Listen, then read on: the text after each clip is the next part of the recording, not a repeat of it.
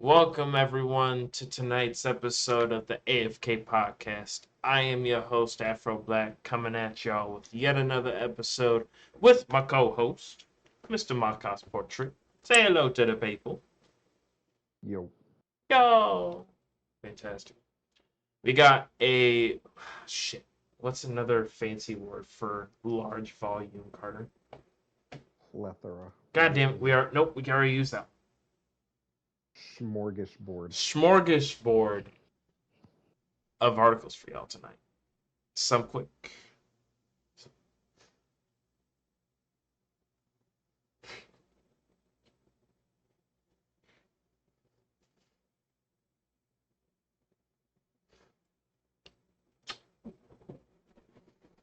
Anyways, so we got a shit ton of stuff to go over tonight. So let's go ahead and just jump into it, shall we? First things first. A little bit of wholesomeness going on here. Famous rapper turned possibly folk music superstar, Mr. Post Malone, bought yet another insanely expensive nerdy card. This time it was the Lord of the Rings One of One card. So, when Wizards of the Coast adapted Lord of the Rings into a Magic the Gathering set, it decided to create a special variant of Sauron's ring that would be one of a kind. The hyper rare card was first found back in June, and now the owner has sold it to rapper Post Malone. The amount has not been confirmed yet, but others have offered millions in the past. Quote, when I found the One Ring, the first person who came to mind was Post Malone, end quote, the card's owner first said. Brooke Trafton wrote in a new TikTok video of the two meeting in a trade, quote, I have played MTG since I was a kid, and it would be amazing to keep this card. But for a guy like me, I'm able to sell it, being able to sell it is life changing. The odds of finding the One Ring in a pack from the recently released set was roughly 1 in 3 million. After Trafton became the lucky player, the card received a Mint 9 grade ranking and an estimated valuation of $2 million. Spanish game store Gremio de Dragones estimated or offered 2.1 million, and it's possible the bids only went up from there. Um, but why Post Malone? The grainy voice singer actually has a well documented history with the long running trading card franchise. He worked with Wizards of the Coast on a special Secret Lair X Post Malone Backstage Bash set of variants. Has played and streamed his own tournament and even previously purchased an ultra rare black and white artist proof of the game's legendary Black Lotus card for $800,000. In another recent TikTok video, you can see Post Malone opening a pack of cards and talking shop with a separate fan, which is probably this guy right here. So, goddamn, that man has a lot more tattoos now. Jesus, Yeah, now he's fucking full length. goddamn. Quote, I just really hoped it would go to someone who would appreciate it as much as I do, end quote, Trapton wrote in his video. That to continue, this is my dream come true. Meeting Post Malone and him buying the One Ring card for me is literally a moment straight out of a fairy tale. That's cool. My fucking Post Malone got a card that's really rare and unique that he probably really, really wanted, and this guy's life has changed forever. Yeah. Or at least for the next couple I'm glad it. years. But Yeah, I don't know. 2.2 is still gonna get you pretty fucking far. well, that's assuming that he doesn't, like I spend all of believe it. it came out that he paid 2.2. I may be wrong in that, but I believe I read somewhere that the confirmed price was around 2.2. Goddamn, that is a lot of money. But we know what poor people like to do with a large amount of money. Buy more Magic the Gathering cards. Yes, basically. But yeah, no, happy for him, and I hope he spent that money well. Yeah. Uh, let's see. Moving on to the next one. Speaking of collaborations and expansions, Magic the Gathering confirms Assassin's Creed, Fallout, and Final Fantasy expansions are all coming. Um, Wizard of the Coast has revealed what new crossover expansions MTG fans can expect to see next year, including new sets based upon Final Fantasy, Fallout, and Assassin's Creed. The cards have been released as part of the trading card game's Universes Beyond series and is set to kick off in early 2024 with the Fallout expansion. You'll have to wait a little longer for the Final Fantasy one, though. That's not expected to go on sale until 2025. But the previously announced Assassin's Creed set will release towards the end of quarter three of 2023 or 2024. Sorry.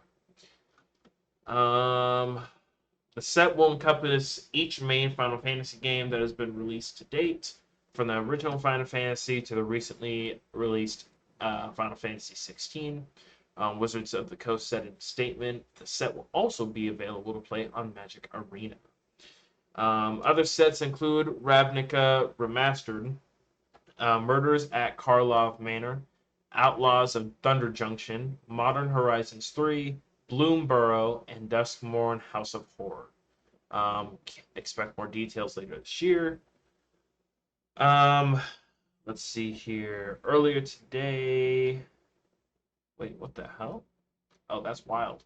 Earlier today, or according to this article, it was discovered that thieves had stolen over $300,000 worth of trading cards from Gen Con 2023.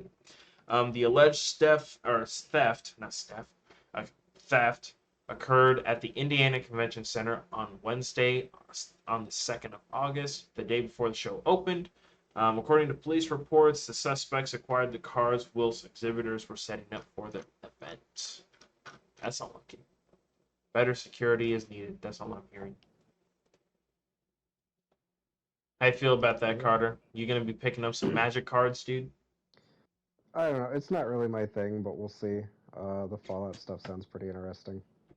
I agree. I agree. I'll chill for that game in any way that's not 76 because they're fun. So, True. but we'll see. I'd Yeah, I I'd don't be know. I haven't really interested to gotten see. to. I'd be interested to see some Assassin's Creed cards, and some Fallout Yeah, ones. You feel the I effect? guess. I don't know. My TCG collecting has yet to really expand beyond Pokemon, and it probably never will at this point. So, Fair. That is fair. brand loyalty and whatnot. Of course, of course.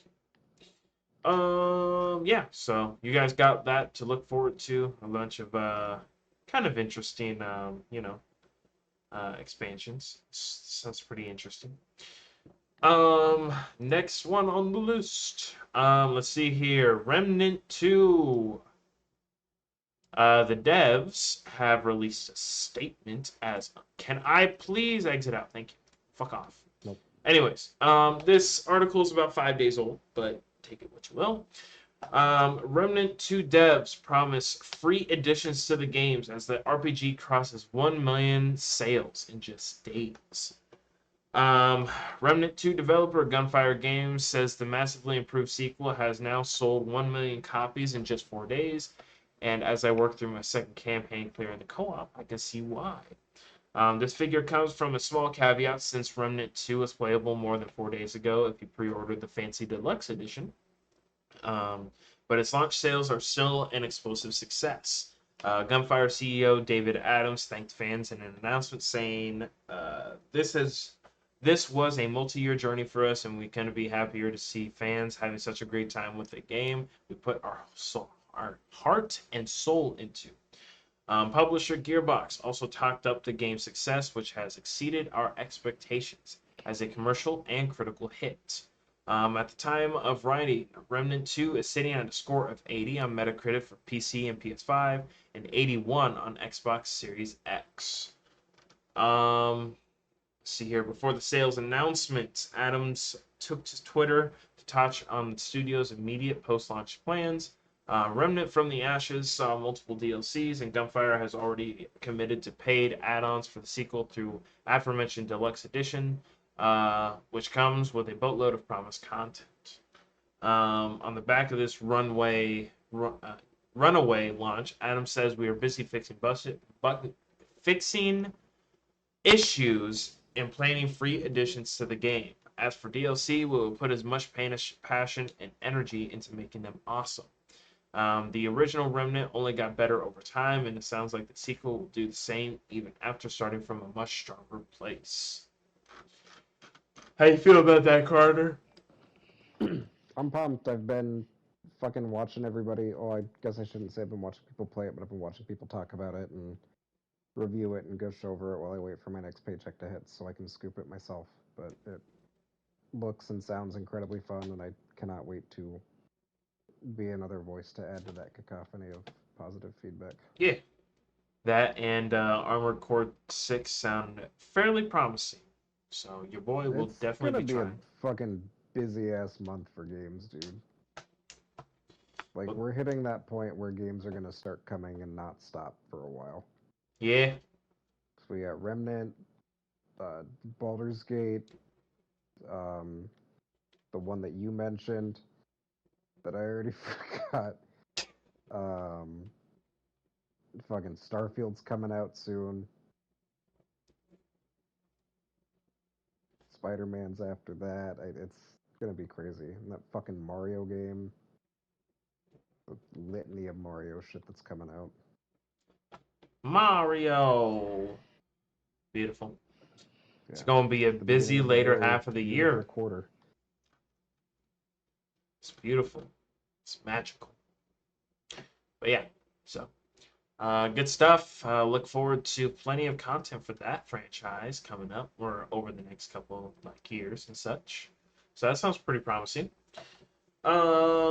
Speaking of Remnant, might as well segue into the next one. Um, let's see here. Remnant 2 contains a hidden class, and the only way to unlock it is buried deep in the game's data. Earlier this month, Remnant 2 has become one of the most popular games on Steam thanks to its tight combat and Souls-like gameplay. While its launch has been a bit messy due to performance issues, an upcoming patch should help improve on what is already one of 2023's best games. But another reason Remnant 2 is doing so well is that the RPG shooter is a chock-a-block with hidden secrets. With the game's devs suggesting that it has secrets within secrets within secrets. The players that have yet to find that players have yet to find. One of these hidden treats is the Secret Archon class, which has a strange list of requirements to unlock. So much so that it'd be nearly impossible for someone to stumble upon the solution naturally. You'd have to be incredibly lucky, or a data miner, which was all part of the developer's plans.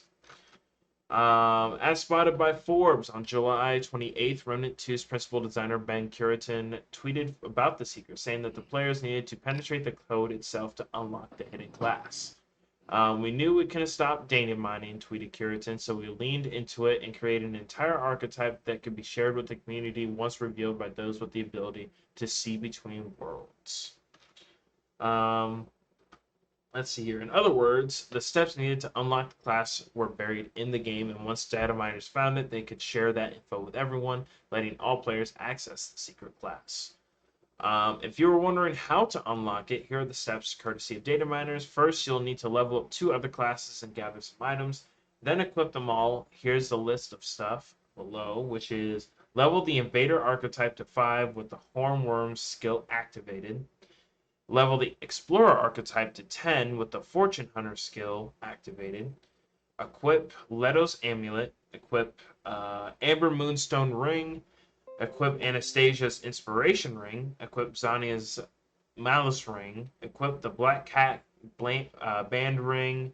Wear the Realm Walker Armor. Equip Ford's Scattergun Primary. Equip the Cube Gun Secondary. Equip Labyrinth Staff Melee Weapon. And equip the Void Heart Relic. Once you have all this equipped, head to the corrupted door found in the labyrinth. Where there you'll discover a strange box engram in the back rooms, and that's your ticket to gaining access to this uniquely hidden class. For a game that is filled with secrets and a genre that is also famous for hiding stuff and obfuscating information, it's a really cool way to reward the most dedicated fans while also still keeping all of your player base involved. People are going to data mine your game. It's 2023. That's just what happens. You can be angry about it, you can bemoan the spoilers, or wish it wasn't. case, but none of that changes the fact that nowadays there is an army of expert data miners out there waiting to pull your game and all of its updates apart piece by piece. You can fight it, as some devs have done, or you can embrace it like Gunfire Games has done with this hidden class. How do you feel about the Carter, and have you heard anything about this hidden class? I mean, I haven't really heard anything beyond this article or people kind of reporting on it like this. But I think it's fucking sick. Um, I kind of tend to agree with what they're saying in the article here. It's unfortunate, but data mining is becoming more and more prevalent as games become, bigger and more accessible, as do the tools to break them open do. Um, so it's kind of cool to see them lean into that and embrace it more than most other people would, especially for a studio or a game release of this scale where it's out on a fucking like it's an indie game to some extent, but it's being published by a very well-known publisher, and you don't really see a ton of that Yeah, in big games. It's more delegated to like indie games because I've seen indie games go in and do crazy shit like that. yeah, I agree. I don't know. It's I don't know. unique scale. It's kind of weird for gaming companies to just expect people to not data mine their shit at this point in time. Yeah. I don't know why you would think that your game, especially if it's coming from either like a AAA studio or publisher, it's just like it's kind of weird for you to expect people just to not do that, thinking that they won't be interested. Yeah, I agree. Yeah. So, But nonetheless, that's a cool little secret, little Easter egg that actually has a real game reward. I'm actually curious to hear what the class actually does, so maybe I'll take a look at that after this, after the podcast. But yeah, yeah, no, like I said, I'm planning on picking it up when I get paid next, and I'm doing as much as I can to go in as blind as possible. fair enough. I can't blame you on that. But Just because I don't know, with it basically being a roguelike, I like to jump into those without knowing too much about them beforehand. that's fair. I can understand that. But yeah, so that's cool. Moving on to the next article, which will be, oh yeah, I forgot about Carter. Why don't you tell us about how Nintendo finally caught on to the Last of Us clone? Yeah. Yep. Um, dude, you gotta stop jumping around like this.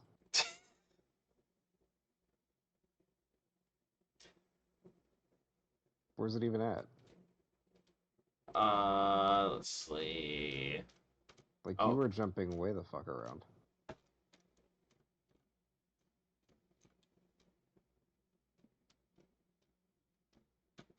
oh, here it is.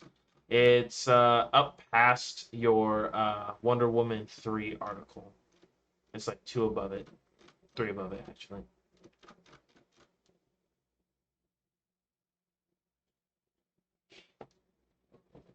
There we go. Yeah. So the Switch had a game come out a few weeks ago that stirred up some controversy when it first came out because it was pretty obvious that it was a very shameless Last of Us clone. For those of you who are hoping to play it and are just now hearing about this, thinking, "Oh, this sounds rad," tough shit. As reported by Kotaku, The Last Hope: Dead Zone Survival, a Switch-exclusive budget game that many call a knockoff of Sony's The Last of Us, has been removed from the eShop. Meanwhile, Sony has started removing the game's trailers from YouTube. In late June, The Last Hope: Dead Zone Survival appeared on the Switch eShop. The game is a horrible-looking Nintendo Switch exclusive that seemed to come out of nowhere, with a trailer that caught the attention of the internet for all the wrong reasons. In the viral trailer, The Last Hope looked like a blatant and cheap copy of Naughty Dog's award-winning post-apocalyptic franchise, complete with its own Ellie-like companion and gruff dad-like figure. Most agreed it looked bad, and once people actually played it, we learned that it was probably the worst game of 2023, being both buggy and only about 15 to 20 minutes long. Now this viral knockoff seems to have caught the attention of Sony, who don't seem to be a fan of The Last Hope. As reported by Eurogamer, trailers and other videos of The Last Hope are being removed from YouTube. If you were looking at our own story about the game, you'll notice, our own being Kotaku's rather, You will notice the video that we have included has both been removed and replaced with a message saying that they were removed due to a copyright claim from Sony Interactive Entertainment. Other videos and trailers for The Last Hope have been scrubbed from YouTube too. While this is happening, the actual game itself has been removed from the Nintendo Switch eShop in both the UK and the US. If you try to visit the Last Hope store page, you'll only get a 404 message. At this time, we do not know if Sony requested the game to be removed from the eShop, if Nintendo took the step itself, or if the devs behind the game removed it out of caution. Kotaku has contacted all involved parties about the removed trailers and game removal from the eShop. While we can't be sure who removed the game from the store or if it will return, what we can be sure of is that until companies like Nintendo and Valve put in place any kind of quality control, digital stores will continue to be polluted with cheap, barely playable knockoffs and clones of higher quality games. Let's not forget this also happened on the Xbox store with that crappy God of War clone. Oh, I remember that. Which one is this? Hold on, I'm It curious. was called War Gods Zeus of Child. Was available for $4, and it was bad. Wait, they just ripped a shitty 3D model from the crates out. Yes, they did.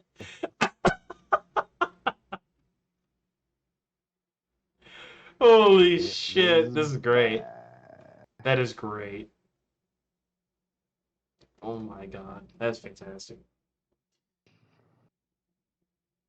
Okay. So, sorry, gamers. I don't know. It only says America and UK. You might have luck with some international stores if you use a VPN. Yeah, those are a little bit harder to crack.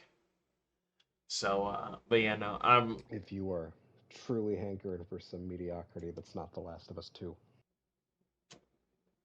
Boo, boo, boo, boo. Brum, brum, brum, brum.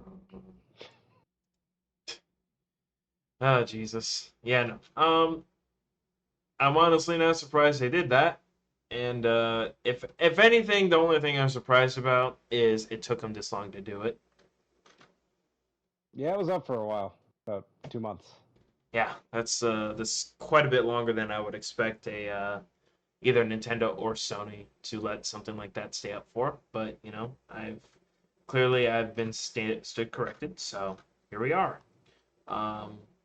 Obviously, I am completely for them not getting plagiarized for their IPs, be it as it may. Maybe, or even though Last of Us doesn't exactly have a good standing for their part two, the part one is still solid, and I don't think it really deserves to get these crappy knockoffs being made about it. So, let's just not let that happen, shall we? That'd be nice. These names are incredibly creative, though. The Last It's Hope, pretty great. Dead Zone Survival. Yeah, it's pretty great. It's just generic buzzwords. Mm-hmm. Who needs anything of substance? Why don't we just make it Dead Zone Survivor or Survival? Why don't we just make it that? Because it's not edgy enough. Guess not. Beautiful. Speaking about more Nintendo shit. Actually, Carter notified me about this one, and according to close-knit sources that are very good at leaking shit. Apparently, the Nintendo Switch 2 is already with developers and should be launching next year. Platform holders like Nintendo, Microsoft, and Sony are understood to provide development kits to certain studios ahead of launch so that they can start making games and testing the hardware. The VGC report did not say which studios might have their hands on the new system right now. As for a release date, multiple sources told the site that Nintendo is targeting a release for the rumored new console in the second half of next year. Pricing was not mentioned in the report, but for comparison, the Switch launched at $300. But what is the rumored new console? Nintendo has made no official announcements, but the VGC report said the supposed new system will work in a portable mode similar to the Switch. The console may use an LCD screen, not an OLED. In an effort to manage costs, the report said the system will supposedly support physical games through a cartridge slot and digital games. Previously, it was reported that Nintendo will keep the same account system on its next console for ease of use. Nintendo has not officially commented on this new report, and GameSpot has followed up with the company in an attempt to get more info. Before this, a research firm predicted that Nintendo would release its next major system in 2024. In May, it was reported that development on the next Nintendo console was progressing well. There have been rumors of a more powerful Switch percolating for a long time now, but Nintendo has never confirmed this. Nintendo has, however, confirmed that it will launch a new console before the year 2100. Um, Nintendo launched a new Switch Lite model in 2019, an OLED model in October of 2021, but fans never got the rumored Switch Pro model. The Nintendo Switch is now in its 7th year, and the system continues to put up big time sales numbers. Those sales are declining in recent times for obvious reasons. That being said, people always want to know what's next. Nintendo marketing executive Doug Bowser, real name, told the AP that he has nothing to announce about the next Nintendo hardware, but overall, the company feels very bullish about the current model. We're entering uncharted territory with the platform, and it's exciting to see the demand is still there, Bowser said. The Switch has proven to be popular so long into its life cycle, in part because it's genuinely a unique device with its ability to be used at home and on the go. Nintendo will inevitably release another console one day. While we don't know what it'll be just yet, Bowser said the aim for it will be to surprise and delight customers. How can we introduce new, unique ways of playing? That's always in the front of our minds. The Switch as of right now, or as of this article, has sold more than 125 million units, and it is now the third best-selling console of all time. Carter, how fucking hyped are you, man? I'm pretty pumped. Are you fucking ready, dude? There's been a lot of shit coming out this year between kind of this seemingly unfounded speculation, but then we have a lot of stuff coming from sources that wouldn't really have a reason to make anything up about it. Um, like that whole Activision Blizzard merger thing with Microsoft. There were some surprising announcements, both intentional and non-intentional, about people having dev kits. So a lot of that seems to be getting corroborated as time goes on. Um, I I know I said it after fucking Tears of the Kingdom came out, but I truly and genuinely do not see where they have to go after this last slate of games comes out this year. And usually we've got at least one big AAA game that they put out about a year ahead of its actual release date to kind of tease and hype up as their next big flagship thing. And we don't really have that right now. Yeah. Like, there's a bunch of Mario stuff coming out this winter and this fall, but beyond that, there's not really another, Zelda or Mario Odyssey or Animal Crossing or Smash Bros. Or Splatoon. Like, there's not a flagship franchise that's outside of Mario. There's not anything that's like gigantic that's coming out in the foreseeable future. Um, so I don't know. It could be something where I'm over speculating again because I know I had the same conversation back in like May and June, and then that direct came out and kind of proved a lot of people wrong as far as how much life the Switch had left in it. But I don't know. I would be more surprised than not if we do not get, if it's not like a full new console and they don't try and rebrand it as a whole new thing. I would be genuinely surprised if we don't get a, for lack of better phrasing, a Switch Pro sometime next year. Fair enough. Be very surprised. Fair. I'm definitely looking forward to seeing what kind of hardware they bring forth. I'm always interested to see what kind of new powerhouses come out. Um, so yeah. Let's see. Speaking of more Nintendo bullshit, um, according to IGN, um, Nintendo has outlined upcoming Nintendo Switch exclusives, and it still lists the long absent Metroid Prime 4 as a Switch game. As part of its latest financial report, which shows sales and profits boosted by Tears of the Kingdom and Super Mario Bros. The movie, Nintendo listed all the upcoming and announced games coming to Nintendo Switch. Notably, the list includes Metroid Prime 4, which still carries a temp title and TVA release date. Here's the list in full. So, Detective Pikachu returns October 6th of this year. Super Mario Brothers Wonder return or comes out October 20th of this year. WarioWare Movement comes out November 3rd of this year. Super Mario RPG comes out November 17th of this year. Luigi's Mansion Dark Moon. I'm assuming this means temporary holding for sometime next year. Princess Peach will star as a main character in a brand new game sometime next year. And like they said, Metroid Prime 4 is basically just like a placeholder. So, to be announced. Um, Metroid Prime 4 has suffered a tumultuous development since its announcement 6 years ago in 2017. Development was restarted in 2019 with the help of Retro Studios, developer of the original Metroid Prime games. At the time, Nintendo said it took the decision because the fourth entry has not reached the standards we seek in a sequel to the Metroid Prime series. While not confirmed by Nintendo, Eurogamer reported Metroid Prime 4 was being developed by Bandai Namco Studios Singapore. Nintendo has been silent on Metroid Prime 4 ever since, leading some to speculate the game was either in development hell or had Switch focus to launch on the Switch's next-gen successor. Once again, rumored to launch sometime next year.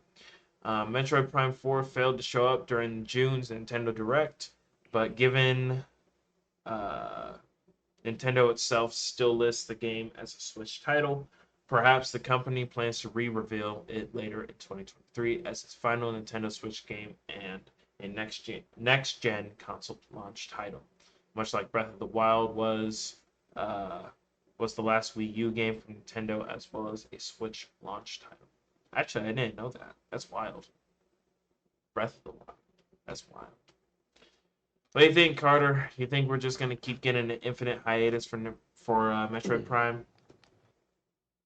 I don't think it'll be infinite, but it's definitely in a position where it's set to be kind of the next Breath of the Wild in terms of how they release it as a dual generation game.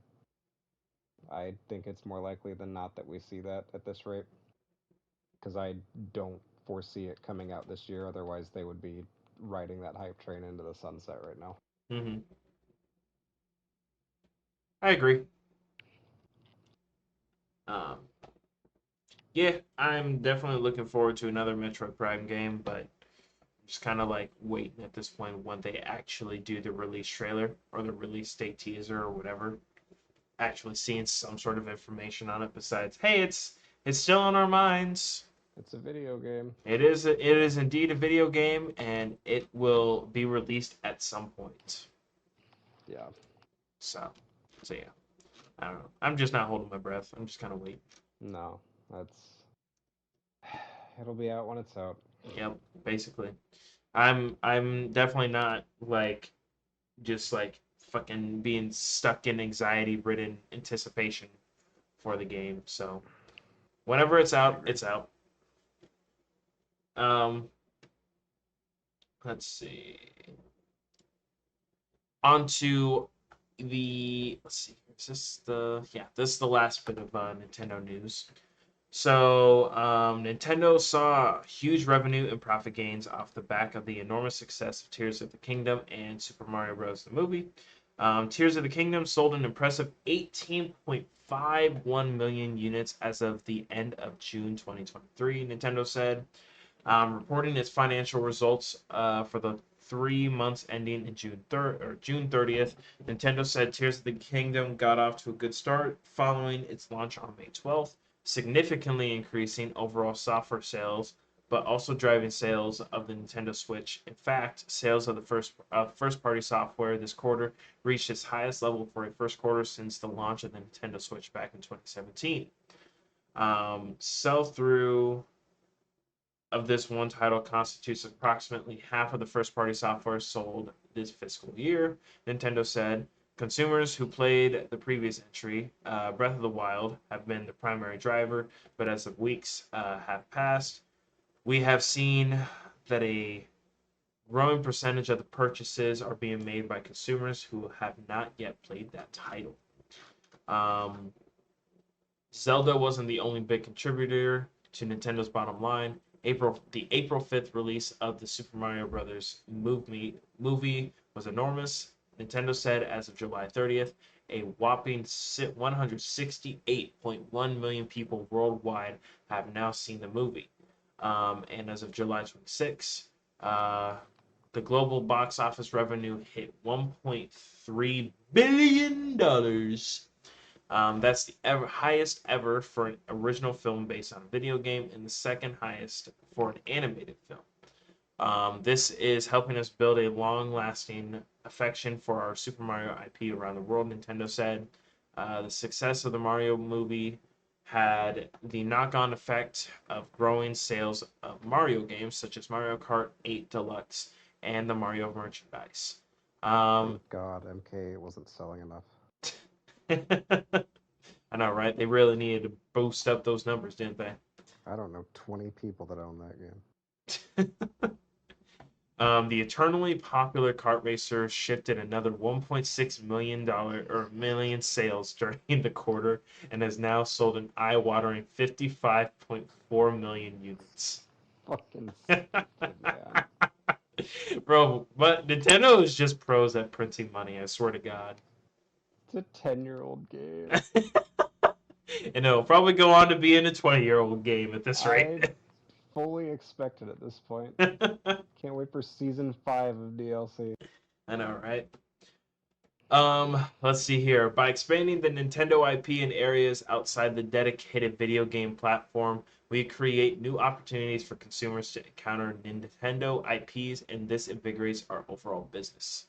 Nintendo said, based on the various effects that we have confirmed through the release of this movie, we will continue our efforts towards visual content related initiatives. Nintendo sales increased about 14% year on year to 3.9 million units, and the software unit sales increased 26% year on year to 52.2 million units. The number of Nintendo Switch annual playing users between July 2022 and June 2023 was the highest ever, exceeding 116 million users. As of June 30th, Switch and the Nintendo Switch now sold a total of 129.5 billion units.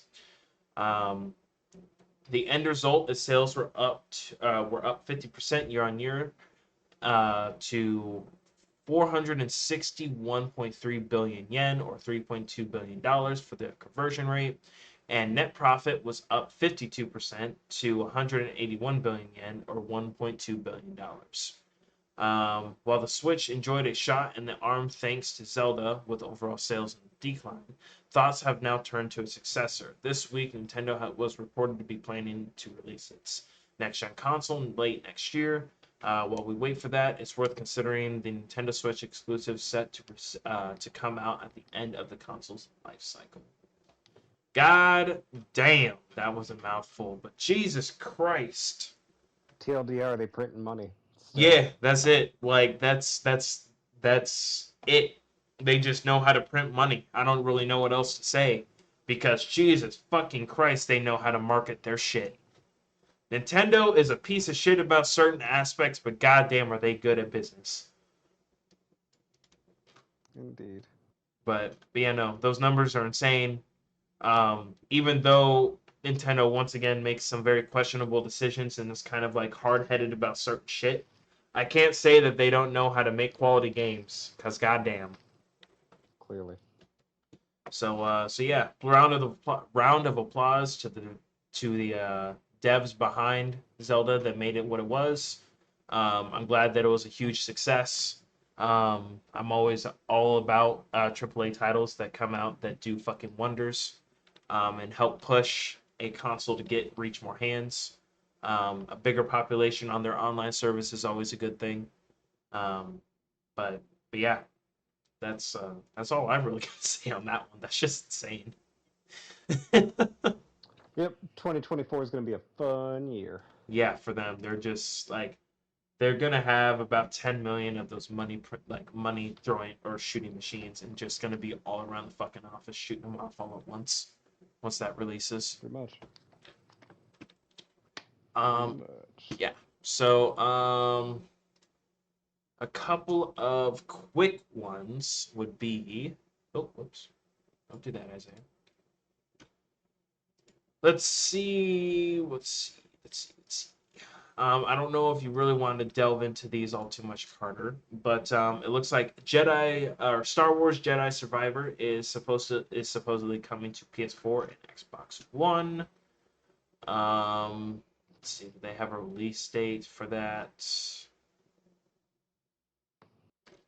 I am not I seeing. don't think there was. They just said it was early in development. Yeah, yeah, I'm not seeing So one at could least be in a this bit, article. but So yeah, for people that have not caught it yet because you have a last gen console, don't worry. Star Wars is coming to you at some point on previous gen consoles. The next little tidbit of news, we touched on this a little bit last week, I believe. Nintendo, or I guess it should be called Nick All Stars Brawl 2. Apparently, Plankton has been revealed as yet another character coming to the Brawl or Breakdown. So that's cool. I don't think that they have a release date on this either. No, they do not. So there's a spicy little Plankton coming to you guys for the next part of the roster. So that's pretty cool.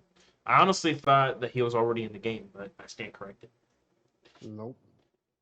Another thing, because Carter is an absolute DC fanatic. Apparently, Gal Gadot is developing Wonder Woman 3 with James Gunn and Peter Safran. Let's see here. The DC universe on film is headed in a new direction under James Gunn and Peter Safran. Safran, whatever his name is. But it sounds like Gal Gadot is still going to be involved with Wonder Woman's future. Gadot debuted as Diana Prince in 2016's Batman v Superman: Dawn of Justice. She then headlined 2017's Wonder Woman and its 2020 sequel, Wonder Woman 1984, whom I still have not seen that movie. Not worth it. Yeah. Let's see here. Opposite Chris Pine as Steve Trevor, both helmed by director Patty Jenkins, while also appearing in Justice League in the fully Zack Snyder helmed director's cut. As Gunn and Safran took over as co-heads of the rechristened DC Studios for Warner Brothers, plans for Patty Jenkins to return for Wonder Woman 3 was scrapped. That left Gadot's future as Wonder Woman unclear. Things became murkier when she appeared in a cameo role in Shazam: Fury of the Gods, but had a similar cameo cut from the Flash starring Ezra Miller, where she would have appeared alongside Ben Affleck as Batman and Henry Cavill as Superman, further confusing fans. Speaking to comicbook.com's Chris Killian for her new Netflix movie Heart of Stone before I don't for the I don't know what the fuck that is. Strike. The Godot said that as she understands it, she will developing Wonder Woman 3 together with Gunn and Safran. Quote, I love portraying Wonder Woman, Godot says. It's so close to and dear to my heart. From what I heard from James, and from Peter, is that we are gonna develop a Wonder Woman 3 together. DC Studios recently confirmed that David Cornsweet will play Clark Kent in an upcoming movie, Superman Legacy, directed by Gunn, opposite Rachel Brosnahan as Lois Lane. Godot hadn't heard who had landed those roles, but said she was aware of the tests taking place and thoughts everyone involved seemed worthy of the part. Quote, I saw that they were doing different screen tests, but I don't know who got it, but it seemed like everyone was super legit and talented. and like, great, Godot says. So I'm happy for them. It's such a huge take on, and it's such an exciting beginning to any actor. I wish whoever is going to be the best of luck and enjoy the ride. Wonder Woman in the DC Universe. Gunn and Safran's plans for Wonder Woman in the new DC Universe are unclear at this point currently. There is no Wonder Woman movie among the DC movies included in the slated projects for Chapter 1 of the DC Universe called Gods and Monsters. However, there are plans for a Max series titled Paradise Lost, which will be a series full of intrigue set amongst the Amazons of Themyscira. I think that's how you pronounce it. Additionally, Gunn has hinted that he's interested in developing a Wonder Woman animated series. Which, didn't they make a Superman animated series recently that's been getting Yeah, it's flack? out on Adult Swim right now. No, it's fucking awesome. No, I've been seeing people bitch about it on what you call it, because he has Yeah, they're bitching electricity powers or because something. he's fast and he has all these powers that they never use in other shows because they use those characters in other shows. But people forget that Superman just like fucking does everything. Yeah, So I he don't has a little feel bit of bad when everything. they get butthurt about it Yeah, because he does everything. yeah. I don't know much about Superman. I just know he's super fast. He does all of the stuff. It's literally where He he got the got his name speed, from. bro. He don't be Pretty taking much. speed, but he be the speed. He could. So, so yeah. I can't say I'm exactly excited for a Wonder Woman 3, but I'm curious to see what they do with the character, and they can't really do much worse than the sequel. So, Yeah. Well, let's see what old Gunny's got in plan. yeah, if he doesn't have her in chapter 1, that means that he's going to be slowly marinating the series or the franchise as a whole. So, can't say that's exactly a bad thing. So, moving on to, let's see.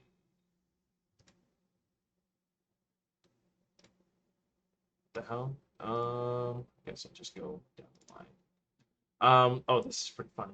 So, Street Fighter 6 tournament was briefly interrupted by the appearance of an NSFW, or Not Safe for Work, if you guys don't know the acronym, Chun-Li, before the match was quickly cut away from the stream. Um, a Street Fighter 6 tournament has had an unfortunate NSFW moment during a Twitch stream, as one player appears to have forgotten to disable their naked Chun-Li mod in in the fighting game, leading to some confused casters and quick cutaway at the start of the match. Street Fighter 6 can be intense at the best of times, but it looks like the start of a tense match was completely undercut in a recent corner-to-corner tournament bracket, as one of the players appears to have accidentally left a naked Chun-Li mod enabled. Quote, that's a very interesting Chun-Li costume there, one of the commentators remarked as the match is abruptly cut away from. Keep in mind that Street Fighter 6 is an 18 plus game, as you guys can see, they add. You That's funny. guys gotta start doing porn on your alt accounts, man. You can't just Yeah, do that on main. yeah. Just, like, otherwise you're gonna get bonked and go to horny jail. Come on, guys. You belong. Use your private browser on your phone. You It's have not to use that a hard. private browser. Just use a fucking second account. Or something. Jesus Christ. Let's see here. Obviously, Oh there. my guy. I will let you guys go and delve into the actual screenshot or the clip at your own discretion, but I cannot do that for you. Pussy. Shut up. Anyways, as a publication, the corner to corner Twitch channels doesn't appear to have been flagged in any way, but do keep in mind that Twitch guidelines are against this sort of display in a broadcast, accidental or not. It is unclear right now if the slip up will result in in content removal, a warning, or account suspension. If you've been playing a lot of Street Fighter 6 and want some help, this article apparently has some new guides or whatever, so that's cool. But yeah, there isn't really much to say on this. Just this guy got caught lacking. That's it. That's the tweet. It's kind of funny though. I kind of wish I had seen it live. That would have been funny. I'm sure someone archived it. Yeah, that's true. And probably repeatedly just, replays it. So there's that. Yeah. Oh, goody. So, according to Kotaku, let's see here. From the makers of Halo to Life is Strange, studios big and small are laying off game devs. Despite a booming job market overall, 2023 kicked off with the biggest tech companies laying off thousands of employees. Cuts at Microsoft hit Halo Infinite devs at 343 Industries and other game teams across the company, including at Bethesda. Months later, layoffs are continuing across other pockets of the video game industry, impacting major companies and smaller indies alike. Every week, a new studio announces it's shedding staff, and it's not clear when the bleeding will stop. Relic Entertainment is the latest victim. Parent publisher Sega announced on May 23rd that the company of Heroes 3 maker will cut 121 employees. This comes at a time when external factors are challenging our industry more than ever, and we made this decision to restructure our organization and ensure maximum focus is placed on our core franchises, Relic wrote in a statement. Sega, which recently purchased Angry Birds maker Rovio for $775 million, didn't elaborate on what those external factors were. Sega is in a healthy financial position and remains fully committed to supporting and investing in Relic Entertainment and the franchise it is responsible for, including the critically acclaimed Company of Heroes series. It wrote in a separate statement, suggesting Relic would back away from its other series like Warhammer 40k, Dawn of War, even though there hasn't been a new one of those games in like fucking 10 years. But, anyways, we haven't heard how well Company of Heroes 3 ultimately sold, and the World War II real time strategy game's review status on Steam is currently sitting at mostly negative. Ooh, that's rough. Console port arrived on May 30th, and Relic will no doubt be busy working on updates to the PC version to try and address some of the critical fan feedback. Um, let's see here. But Relic is far from an outlier when it comes to layoffs right now. Deck 9, maker of the visual adventure games Life is Strange, True Colors, and The Expanse Telltale series, was hit with layoffs on the 19th of May. The week before that, it was the Molasses Flood working on a Witcher spinoff for CD Projekt Red, which saw 29 developers laid off. VGC recently reported up to 90 layoffs at Deviation Games, a new studio working on a blockbuster exclusive for PS5. And Sony shut down Pixel Opus, the indie initiative behind Concrete Genie, at the beginning of May. Vanpool, maker of the 3DS fan favorite Dylan's Rolling Western, also shuttered its doors. And that's only this month. Here are some of the layoffs that have happened this year so far, along with how many employees were cut. The biggest one by far is Meta, which laid off 10,000 people, including some at Ready at Dawn and Downpour Interactive. EA is second, it looks like, on this list, I believe, yeah, with 1,000 people laid off. Phoenix Labs potentially, which could be second or even first. I have no idea how big they are. Which they said 9% of their employees got laid off. Next would be Unity, which laid off 600. And then you would have, let's see, Kabam Games at 90. Ubisoft at 60, Riot Games at 46, Eno Games at 45, Fireaxis and CD Projekt Red tie at the next position with 30. Let's see. And then you got Playable Worlds, which is sitting at 11 employees laid off. So yeah, it is not a very good time for game devs. Let me tell you, Jesus, which is ironic. Yeah, no, it's rough. It really makes me wonder what some of the choices are behind some of these companies. Because I don't know, a lot of these that sprang up, it's kind of like, oh, kind of feels like you need all the help you can get for the scale that your sizes games are. your guys' games are, rather. But, That's fair. what do I know? Job market's tough right now, I guess. That's fair. Even though apparently there's a boom in the job market, bro. There's a boom. I don't know, man. Yeah. So, let's see here. Oh, here we go. Here, why don't you tell us, Carter, about this Hades expert defeating an insane. Holy fuck, yeah. Um, so for those of you who do not know anything about Hades or know a ton about Hades, um, once you complete a successful run, you unlock these challenge modifiers that you can use to kind of spice up the difficulty, make some stuff more difficult, less resources, new enemies, new enemy attacks, all kinds of shit. Um, to just kind of add to the challenge once you've started steamrolling the base mode. Um, and you can do it's called a heat gauge is the terminology that they use for it, and the heat gauge goes all the way up to 64. um, Previously, for the about 3 years that it's been out of early access and this has been available to people, people have tried ad nauseum to complete this challenge mode, and it was deemed to be completely impossible without any kind of mods or setting the seed yourself to give yourself a good roll on your run. Um, but to like completely organically do it is just impossible. Um, until last week. Just over a week ago, Hades YouTuber and Twitch streamer Dan, I'm sorry, I'm going to butcher this, I believe it's Halian, posted a video titled, "Why No One Has Beat the Max Heat in Hades or Probably Ever Will."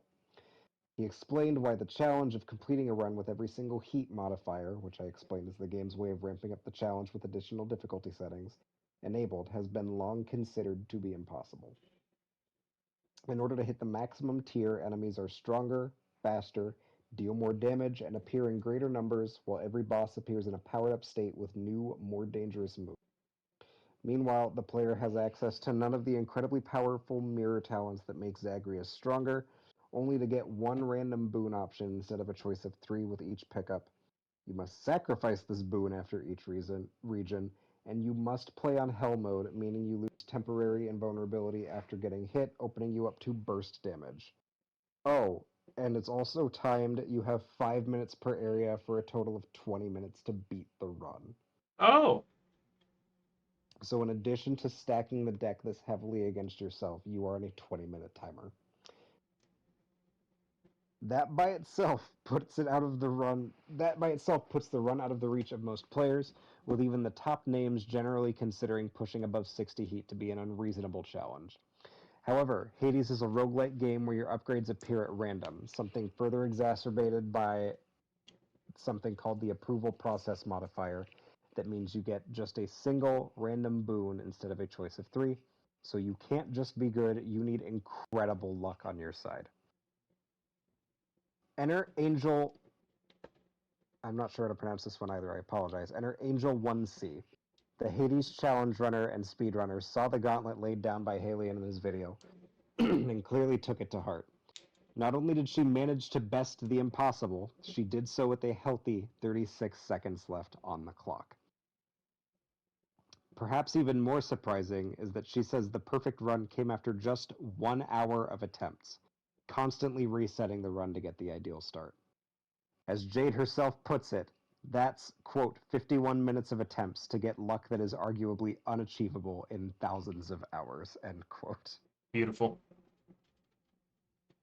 For those of you who are privy to the game and are curious about their final setup, they were using the aspect of Zeus shield, where your special attack causes it to whirl like a gold Beyblade, is considered a go-to because it allows your character to damage enemies while using the shield's built-in block ability to stay safe. She picked up the explosive return perk, which causes the shield to detonate whenever she catches it to damage those around her.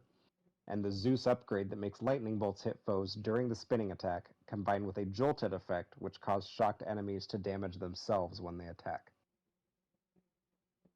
The final run has been included in this article. In its completion of the run, Jade says, "Never say never, I guess," and adds, "I'm a fucking legend at this video game." I like it. I love it. No one's gonna take that from you. You terrify me in the best way. Honestly, we can't disagree with that. This is No. legitimately one of the most impressive and shocking feats in any game, something the community had collectively agreed we'd never see outside of runs where players modded the game to get a perfect loadout, something that has still only been completed by a single-digit number of people. I'm going to reiterate that just to scale how much of a spectacle this is. This is the first unseeded, completely random, legitimate run that somebody has successfully done of this, including runs where people have stacked the deck in their favor to get purposefully seeded items, builds, get the perfect build sent to them every single time. There are still less than 10 people out there in the world that have beaten this game on max heat. That's wild. You can't even hack the game and fucking get a perfect or a completed. Yeah. That's crazy. Supergiant themselves has even reached out and said Jesus, like pretty much just fucking showered her in equal amounts of praise. So like she's got the devs blessing and everything. Like this is just a fucking pogs in the chat, boys and girls and everyone in between. That's I don't know, man. It takes a fucking special breed, and I could never do it. I'm gonna need you For to as be much the as I 11th. love that game. Carter, I'm gonna need you to start testing your skills and become the 11th person to do this. I don't even know if it would be that much. It just says single digit number of people. That's fair. Become the 10th. Okay, Or the next person. stream tomorrow night, guys. We're gonna do it in 15 minutes. Beautiful. Let's go. I like the confidence. What's an invulnerability frame? That's what I'm wondering here. Okay. So yeah, very impressive. Kudos to this streamer. She is a very powerful woman. Okay, she don't need no man. All right, and yeah, that's all I really got on it. I would slow clap, but my mic is really sensitive, and I'm not trying to blow out everyone's eardrums. So. Pussy. True. Let's see here. So moving on to a completely opposite type of thing, kind of. Quick little snippet that I actually forgot to talk about at least a little bit. So apparently the Five Nights at Freddy's movie, the hit fucking video game franchise, you feel me? That's coming out as a horror movie, as it should. That is also being developed by Blumhouse. Apparently it has a 3-hour runtime. How do you feel about that, Carter?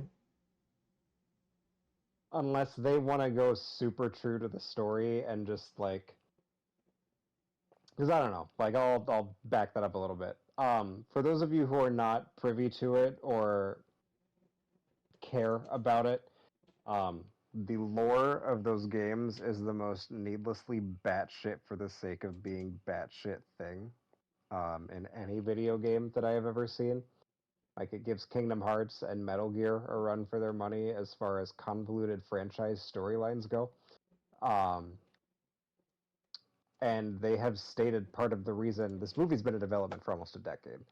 Um, Part of the reason behind that is because the creator of the game, Scott Cawthon, is very hands-on with the project, and he wants it to be very true to the lore of the games. Um, and if they're intending on doing 3 hours worth of that, they will simultaneously cover a lot of ground and cover almost nothing. Um, so if they are intending to still maintain an authentic story that is in line with the game, uh, I don't know. It's gonna be a weird one.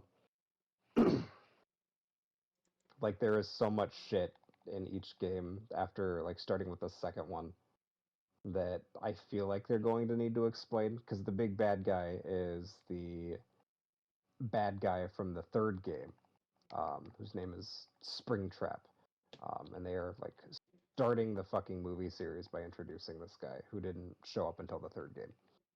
Um, so I don't know. It's a very dense universe to where they could push the 3 hour runtime. I don't know if it's in their best interest. As a horror movie, I don't know if it's in their best interest. That's fair. That's a bit long for something like that. But So but yeah, we will see. yes. The famous saying around these parts, we will see.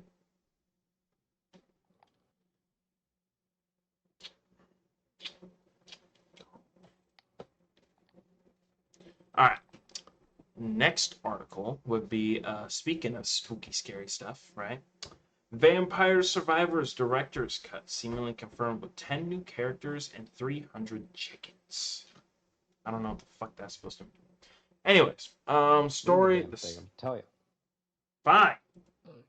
The story broke on X when user Laura Kate at Laura Buzz Fucking call Dale. it X. I'm not gonna lie. I was very confused when I seen that on there. Oh god. Dale shared a screenshot of the title screen for Vampire Survivors with the words "Director's Cut" just below it. Dale notes in her Twitter thread that the game apparently drastically different from the base game. According to Dale, she was at an event dedicated to having people test an upcoming co-op game being added, but she was pulled aside to check out the game's director's cut. Dale's thread continues to reveal a ton of info, including apparent confirmation that there is a new level featuring 300 chickens, 10 new characters, and an alleged video proof of the game's existence. A spokesperson for Vampire Survivors developer Story Kitchen declined to comment. Survivors was released in 2022, originally for Mac and Windows, before making its way to Xbox, mobile devices, and more recently the Nintendo Switch. Its first paid DLC launched in December, with a second expansion launching last April. Shortly after its release, Vampire Survivors quickly became an indie darling, and at one point it was the most played Steam Deck game in August and September of last year.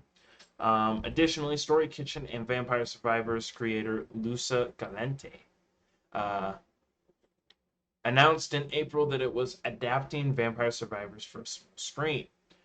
In our review of Vampire Survivors, according to IGN, which we gave a 7, with reviewer Dan Stapleton writing, "It may look extremely basic, but if you give Vampire Survivors a clever one-stick shooter idea a chance to sink its teeth into you, it might not let go for a while." So, Carter, do you have any experience with this game? I have so much fucking time in Vampire Survivors. I am absolutely one of those menaces to society that contributed to it being the top played Steam Deck game. When I got my Steam Deck last year, it was legitimately all I played on it for the first month and a half. Goddamn. It is a very fun game, but I will warn you, it distorts the common man's perception of time. Um, I legitimately lost entire weekends of my life to that game because I did not realize how much time had passed until it had. Goddamn.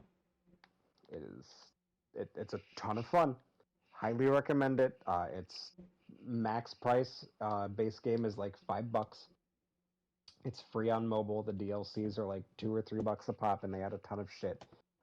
It's a very fun game. Just for the love of God, be cautious of the brain rot if you're jumping in, because it is severe. Jesus. But yeah, no. So I've never personally played the game. I didn't even know it really existed, to be honest. Either that or Carter kept reminding me every now and again, and I just kept forgetting. Because I'm that's how it be sometimes. pretty open about how great it is if I'm asked or prompted, or if I'm playing it. Yeah. So that is That is most definitely my bad.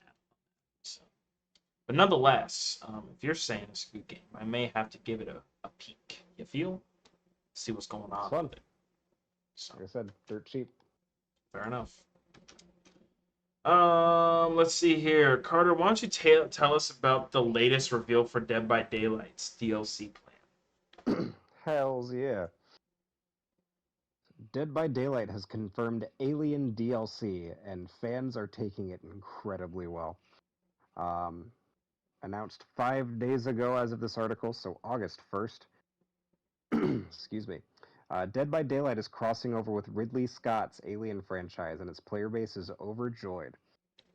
In the brief teaser announcing the Dead by Daylight Alien DLC, the camera pans through a dimly lit spacecraft before revealing the terrifying xenomorph, which lunges at the camera at the end.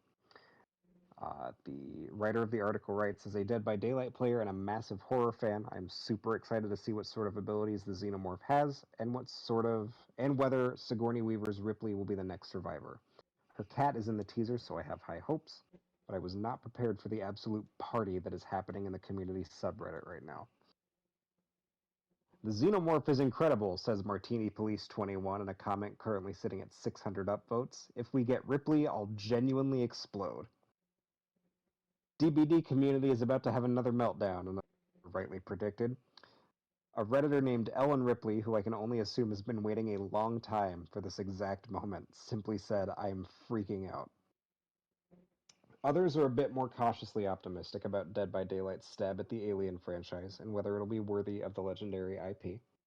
Um, Dead Vaudeville Villain, or excuse me, Da Vaudeville Villain said, if the devs mess this up, the backlash will be absolutely legendary. I pray they do this license justice.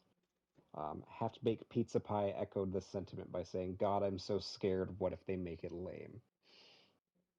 After the roaring success of Dead by Daylight's take on Nick Cage, an actor turned character not wholly associated with the horror space, I have a lot of confidence that Behavior Interactive can do good by Alien. Either way, the studio says we'll learn more about the upcoming Alien expansion on Tuesday, August 8th, 2 days from the recording of this podcast. They have not revealed any substantial gameplay yet, as I clearly just pointed out. But I am very intrigued, and I would also say I'm probably in the camp of cautiously optimistic to see how they do this. Um, the I'm trying to think. Oh, there it is. Alien Isolation, the 2015-2014 horror game that they put out was of incredibly high quality, and I think that's kind of set the benchmark for me, both in terms of licensed games and horror games. Um, because it's just done so incredibly well, and I would hope to see at least some of that love translated into this expansion, which I feel like it will be. I would say overall, the Dead by Daylight devs do a pretty good job of representing like the things that people love about the crossover events that they have in the game. Um, Resident Evil shit is phenomenal. The Stranger Things crossover was really good back when that was live. I don't think that's available anymore due to licensing stuff expiring.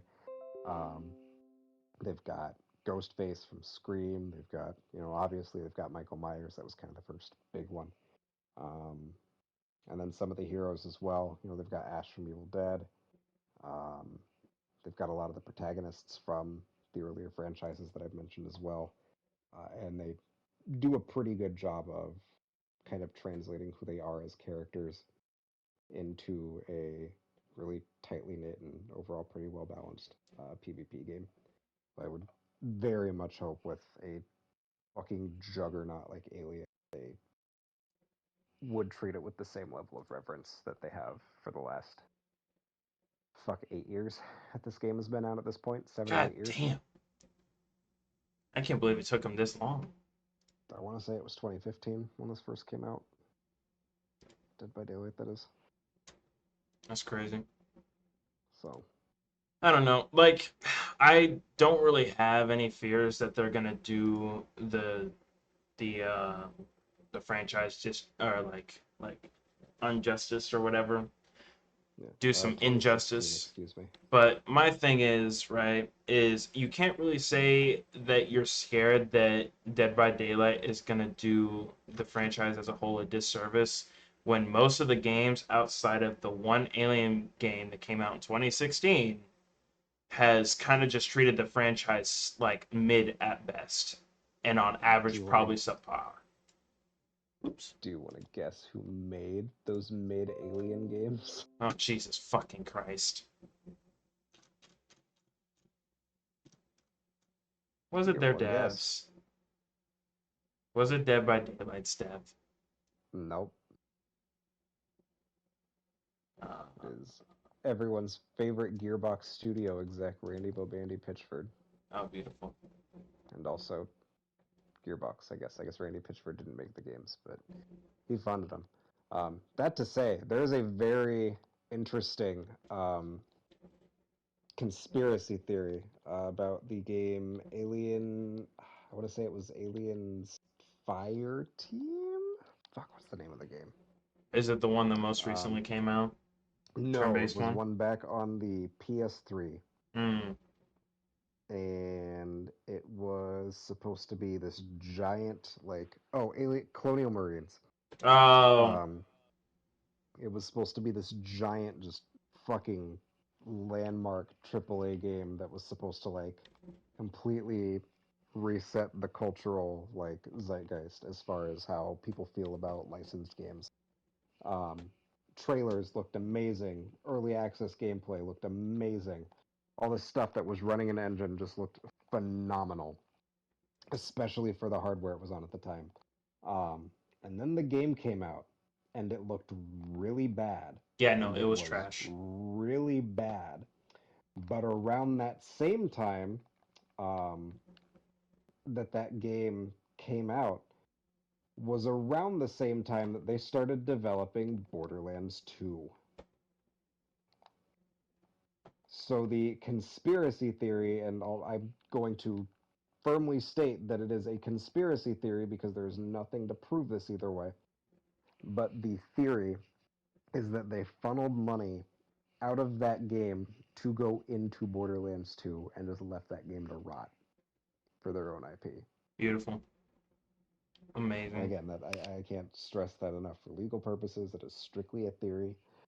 If you are interested in that, there are a lot of decent YouTube videos that kind of go into supplement or show the reasons that people think that, and it's very interesting to kind of look at. Um, I will not take any kind of stance on that here because I do not want to potentially implicate any kind of libel or slander towards Gearbox Studios or everyone's favorite porno-loving magician, Randy Yeah, Bobandy whom I Pitchford. love dearly, you know, and would never think that he would actually do that. I wish 'Cause, Randy Pitchford was my dad. yeah, Not really. So, good I stuff. don't know. All that to say, um, I feel like the 20th Century Fox has learned their lesson. I would hope that they have a better sense of IP management when it comes to licensing, especially now that they are owned by Disney. Xenomorph is my favorite Disney princess. Yes. Yes. So, so yeah. Yeah, no. But back to the original thing, I don't think that they're gonna fuck over the alien. It shouldn't be too hard to really get the mechanics down. Maybe balancing, you could argue maybe, but yeah, They do a pretty good job of balancing shit too. which is hard to say about most multiplayer games nowadays. In all honesty, Like sometimes it takes them some time, but I don't know, give them a couple weeks after it comes out, and they've got a pretty good like beta thing on Steam too, where like you can get in test servers just to kind of see how they're EQing everything post-launch. Or like true. sometimes even pre-launch. Like I think the Resident Evil 2 Resi 3 remake stuff was an open beta for a couple weeks before the official launch, so that was kind of Yeah, cool. that sounds familiar. So, but yeah, Moving on to Baldur's Gate stuff. So, Baldur's Gate 3 from Larian Studios is already a massive success and one of the most popular games in Steam history. Let's see here. Hype has already been incredibly high for Baldur's Gate in the months leading up to its release, and now the big day is finally here. PC gamers are free to jump into Larian's latest and finally see what the gigantic game has to offer beyond the content that was available in its early access state.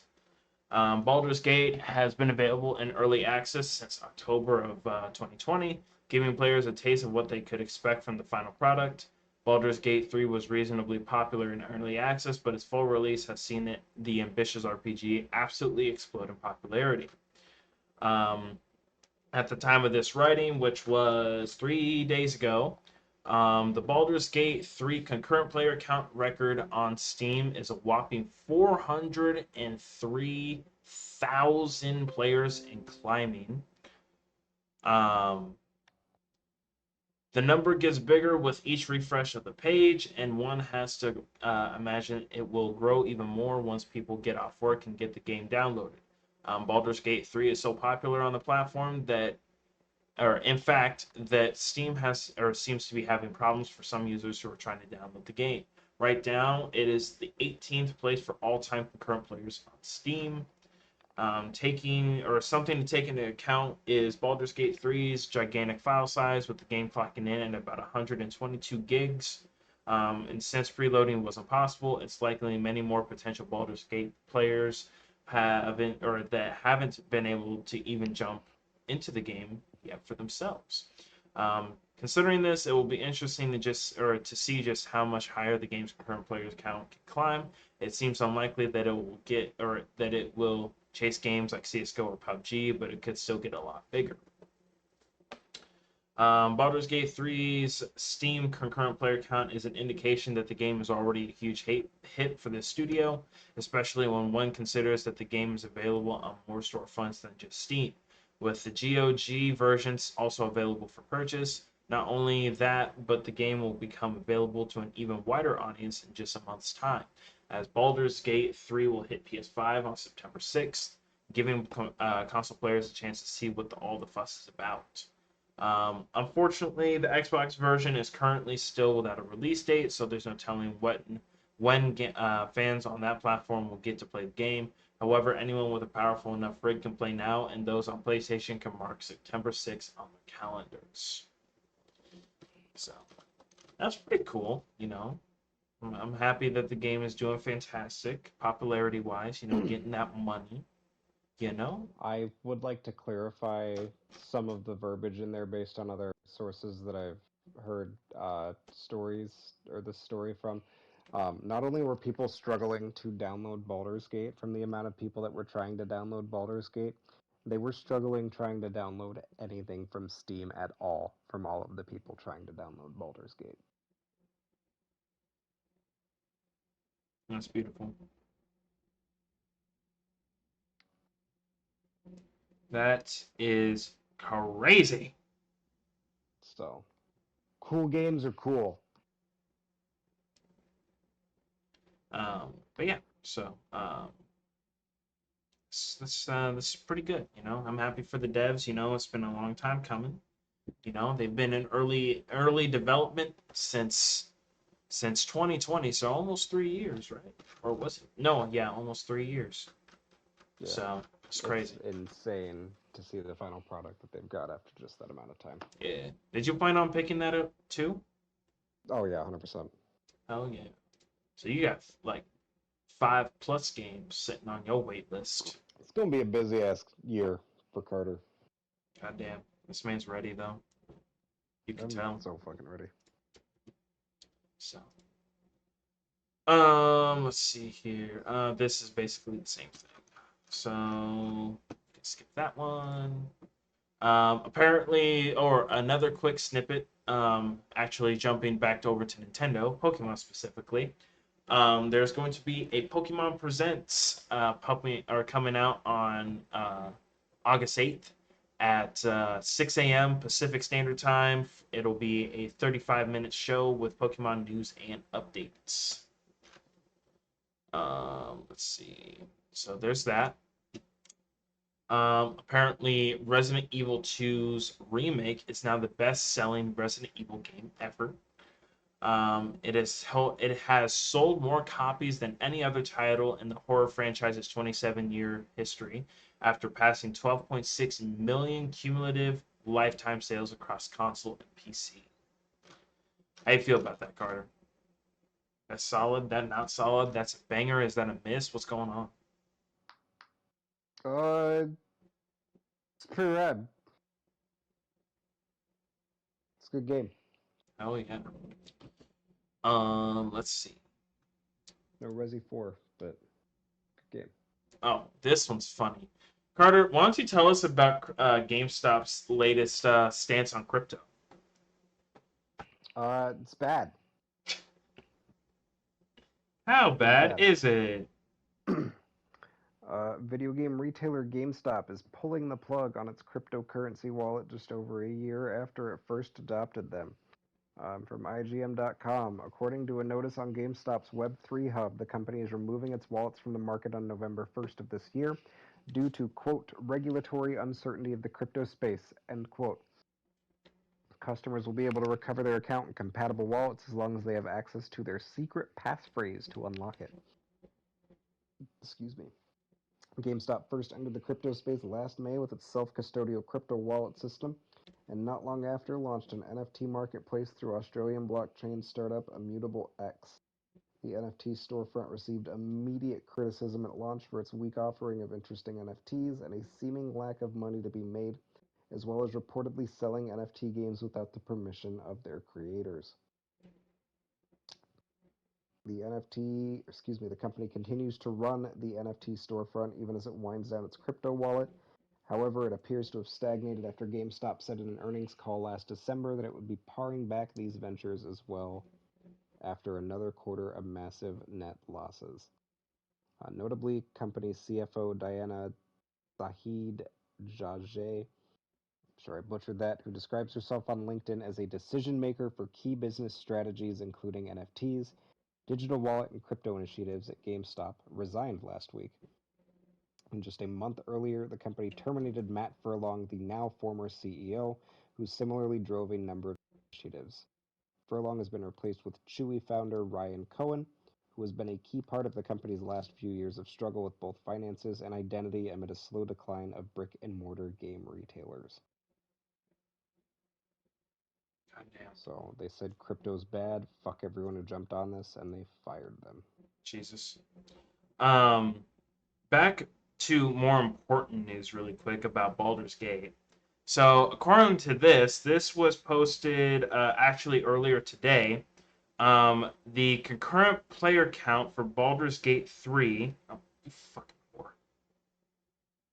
whore. Larian Swen Vinke posted a tweet yesterday showing the game hitting 500,000 players, making it the third most played game on all of Steam behind only CSGO and Dota 2. He said that he told IT to only expect 100,000 players at max. Yeah, that's crazy. So they passed the 500K mark as of yesterday, or earlier today, one of the two. I don't know, but yeah.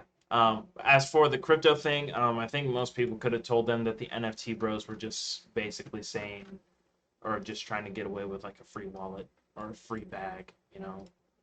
And considering the downward turn and spiral that I've been seeing GameStop not only like self-publicize themselves essentially on IGN and shit, but also I follow their subreddit, and almost every single day I see someone post saying, yeah, so my entire store just quit on me.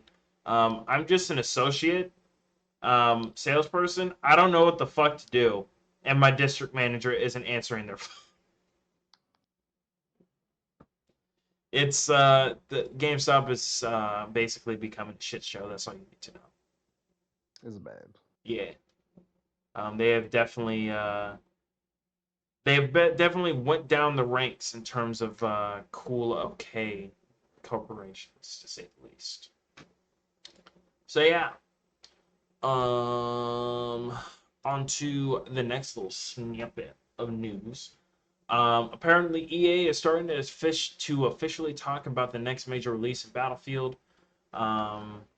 See here. It's EA has shared its first tease regarding the next iteration of the franchise. The online multiplayer shooting series is currently in somewhat of a slump, with Battlefield 2042 sales not meeting expectations in either its publisher's eyes or its communities. There's still a dedicated fandom surrounding Battlefield that wants the next game to succeed, though. This Electronic Arts hint should be the start of the company's build toward the next game's release. Um, Let's see here. 2042 launched in late 2021, meaning it's approaching 2 years since the latest release in the franchise. Battlefield isn't an annual series like Call of Duty, so this isn't abnormal. New games in the series typically launch every 2 or 3 years. The next Battlefield has been officially confirmed by EA CEO Andrew Wilson as of May this year, but no specific details have yet to be mentioned. Um, Wilson said at the time that EA has extraordinary confidence in how the new Battlefield's development is progressing. The latest update regarding the next Battlefield's development was shared during an EA earnings call for Q1 of next year. It's the first time EA has shared any details regarding the nature of the next Battlefield, though it's a little more than a tease. EA says that the next Battlefield will be a reimagining of the franchise and that it will feature a connected ecosystem. What that means is a complete mystery. That sounds like a repeat or subtle iteration of 2042 in my eyes. But we'll see. Yeah, it was. That was pretty much exactly what they said. Um, While specifics regarding Battlefield's reimagining aren't available, there have been some leaks regarding the project's development that may or may not be accurate. In early 2022, a leaker claimed that developer DICE was deciding between a modern or near future setting for Battlefield. A comparison might be Call of Duty Modern Warfare as opposed to 2042's Call of Duty Advanced Warfare. Um, Whatever its setting, it will be unlike prior Battlefields as it's being built from the ground up on a new engine. Fucking finally. Jesus Christ. Anyways, Yep. there are rumors that could explain the connected ecosystem for the next Battlefield 2. 3 studios are said to be working on the next Battlefield. EA DICE is focusing on the game's core gameplay modes. Ripple Effect is believed to be working on a different multiplayer experience that could be a battle royale or extraction experience. And Ridgeline Games is working on a narrative experience, aka single player, or something along those lines. The connected ecosystem could tie these 3 different game products together, unlike how Call of Duty ties together annual multiplayer releases and its Warzone Battle Royale. So yeah, what do you think, Carter? You holding your hopes out for the next Battlefield game, or are you just saying fuck them and just moving on with your life? No, I gave them too many chances after 4 came out. Fair enough. Fair enough. As a person that has sunk in, I think like 15 or 20 hours into 2042 because I got it on sale for like $15, some shit like that. You paid for it. Huh? They said, haha, you paid for it. Didn't you pay for Diablo 4? Carry on. Anyways, as a person that bought the game and played it for a decent amount of hours, I can say that overall the game isn't bad. But it does not feel like a Battlefield game in my eyes. It just feels like not necessarily a ripoff, but it feels like a game that tried to make Battlefield better and failed horribly at it, and is now just trying to pick up the pieces. So, like I said, it just sounds like a little bit of deja vu when they say connected ecosystem and reimagining of the Battlefield series, because I feel like that's not too far off from what they said about 2042 when just replaced connected ecosystem with how they basically made a premium version of, or they put the premium pass in, and what you got with the premium pass was you could basically make custom lobbies with basically all of the fucking Battlefield weapons and all the maps and stuff, and all the weaponry, all the vehicles, all that good shit. Which is an awesome concept. Yes, but the problem is that then that literally overtook the main game because the main game was so ass. Because of their reimagining, they fucked up the class system and everything royally. which kind of just like defeats the purpose of saying that they're classes. At least in a Battlefield's perspective. So I don't know. I'm curious to see what they come up with, and I'm kind of I know my dad for a fact is excited to see the trailer and stuff. So we'll just have to wait and see what they come up with, and hopefully the game will also launch in a less buggy mess because they definitely need that new fucking engine. Let me tell you. Yeah. So yeah. Um, yeah, that's all I really got to say about that one. On all honesty. Uh, let's see. On to a little bit of Witcher-related news. Apparently, the Polish author, we're just going to call him AS, has confirmed he's writing another book in the Witcher series that will presumably continue the story of Geralt of Rivia. As reported by Redanian Intelligence, Sapowski told Ukrainian YouTube channel Fantastic Talk that while he's teased a potential return to the series for years, he can finally confirm a new Witcher book is on the way. Quote, I never say these things because with me, you never know. Maybe I'll do something, maybe I won't, Sapowski said. So far, when I said I would write something and then I didn't write it, people complained as if I deceived them and as if I had lied. That's why I don't like to talk about what I'm doing until I finish doing it, because until I finish it, I don't think it exists. But since I always make exceptions for Ukrainians, I will do it this time too. Yes, I am working on a new book about The Witcher, and quite diligently. It may take a year, but no longer. The previous Witcher book, Season of Storms, was released in 2013 and told a self-contained story of Geralt years before the main Witcher saga, which was concluded in 1999 with the Lady of the Lake. It's unclear what this upcoming entry will be about, but it will likely go back in time instead of forward. Not only does Geralt's story come to a fairly definitive end in the main saga, but a technically unofficial progression has already taken place through the CD Projekt Red game series, which takes place in the few years following the books. While these are the only true canonical entries in the Witcher franchise, the universe has now evolved far beyond the original game or book series. The game trilogy and several incoming sequels and spin-offs are joined by the Netflix show, a comic book series, a tabletop RPG, a manga, and even a cookbook. Well, this book may or may not get a boost in sales because of the name that CD Projekt Red has made for the series, but unless it's some insanely self-contained story, I don't know how well it's gonna do. Because not a lot of people even know the original author, let alone know that he's still writing. And maybe IGN will help connect it a little bit and bring it into a lot more people's eyes, but I don't know. What do you think, Carter? I think it'll sell well. You think so? I think it'll be fine. What's your backing behind it? What are you thinking? No, like you said, it's got household naming or recognition now from all the shit CDPR's done for it. And despite their recent track record, Witcher 3 is like one of the best selling games of all time. Mm-hmm. So, Fair enough. people will be excited to jump in just like they were excited to jump into the show. Fair enough. But yeah, I've never actually read the books, so that could be interesting to read through at some point. That would be pretty cool. They're pretty lit, you would say. They're fun, yeah. All right, fair enough, fair enough. Let's see here. Critically acclaimed PlayStation exclusive struggling on PC. After its recent release on PC, former PlayStation exclusive Ratchet and Clank Rift Apart seems to be struggling in terms of player numbers on this new platform.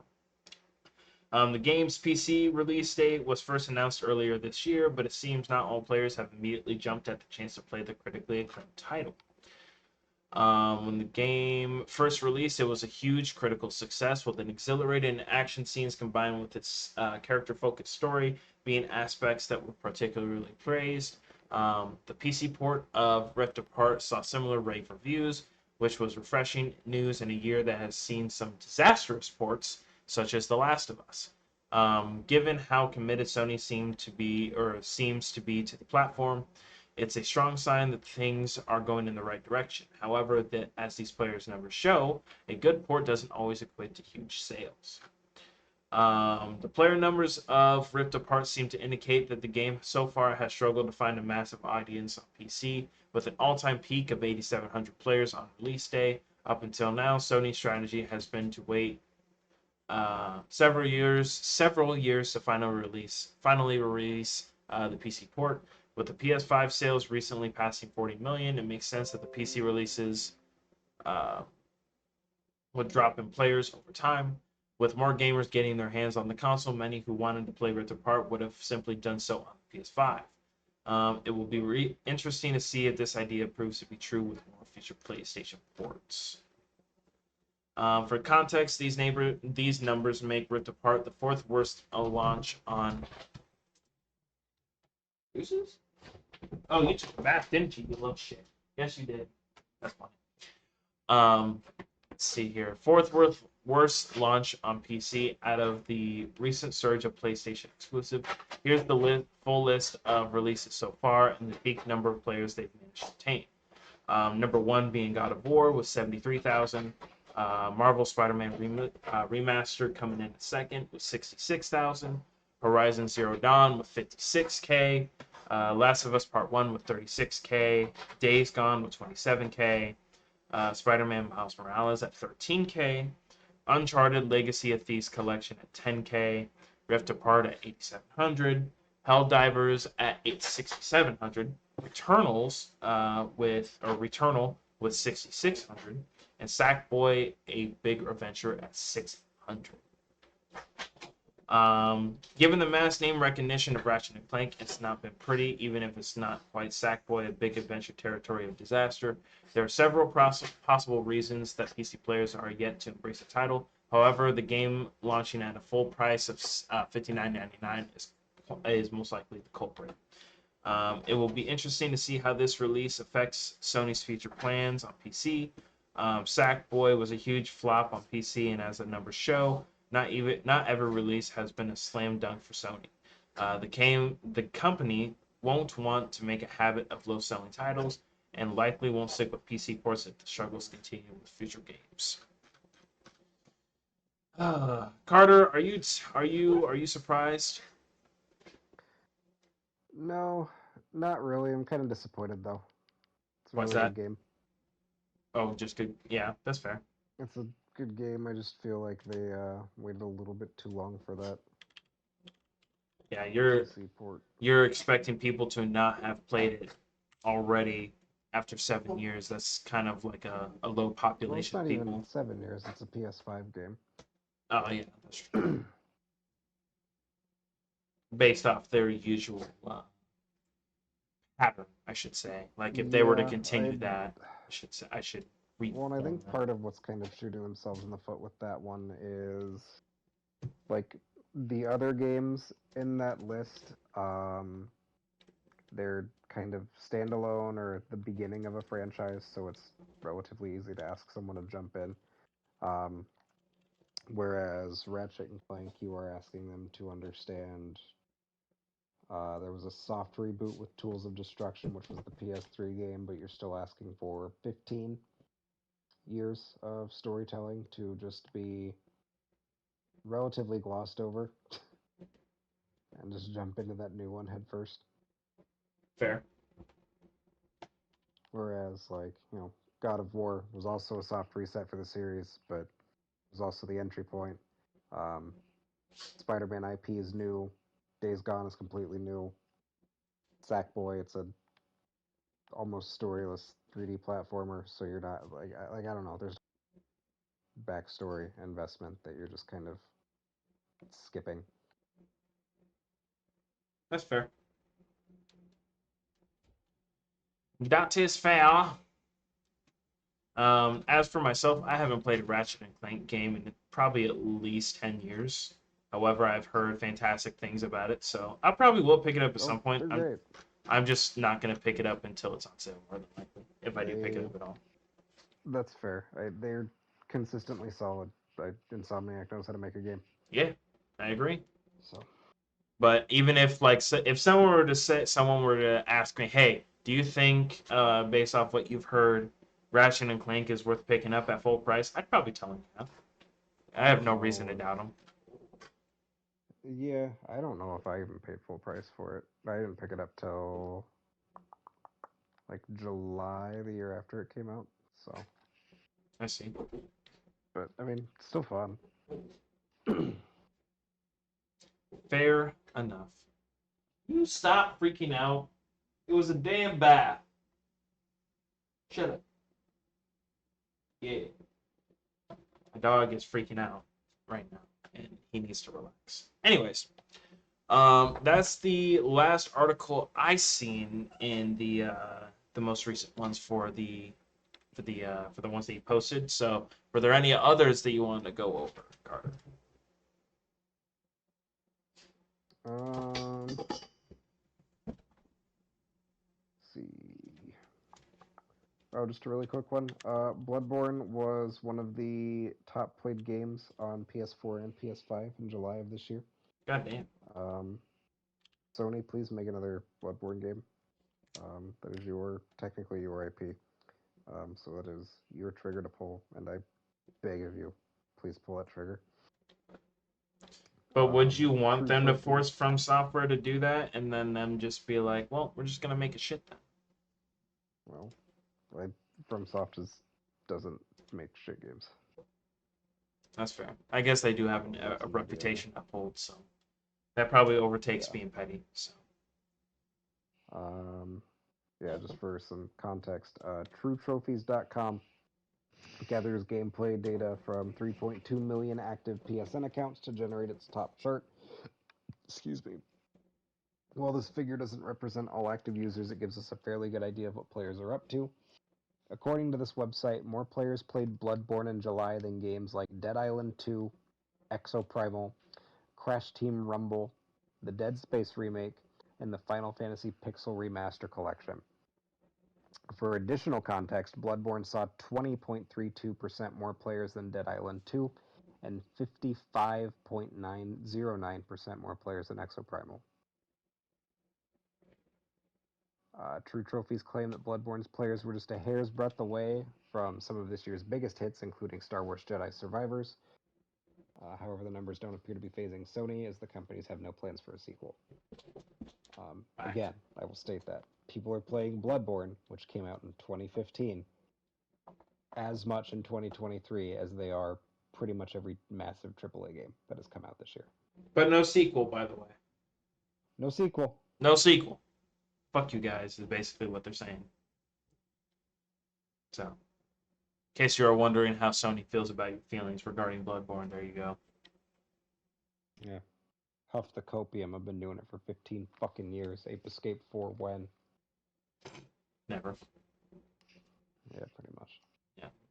So, is that the last thing you want to talk about, Carter? Yeah, that's it. All right. Cool. Then I think we'll go ahead and wrap it up here. If you guys enjoyed tonight's episode, you struggled bust all the way through. You know, you could hear us bitch and moan for almost 2 hours. Fantastic. Make sure to drop a like, drop a subscription to the damn channel so you know when you know we are when we post something new. Make sure to comment. Tell us what we're doing right. Tell us what we're doing wrong. Talk shit. Do something.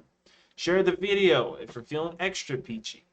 All the articles that we went over tonight will be in the description. I usually make sure to put them all in there as best I can, unless the article disappears or whatever. We also put the Discord link is always down there as well. So be sure to go and follow that if you guys want to talk to us like personally or whatever, or just shoot the shit. But yeah, that's all we got for y'all tonight. So have a great rest of your week. Peace out, gamers.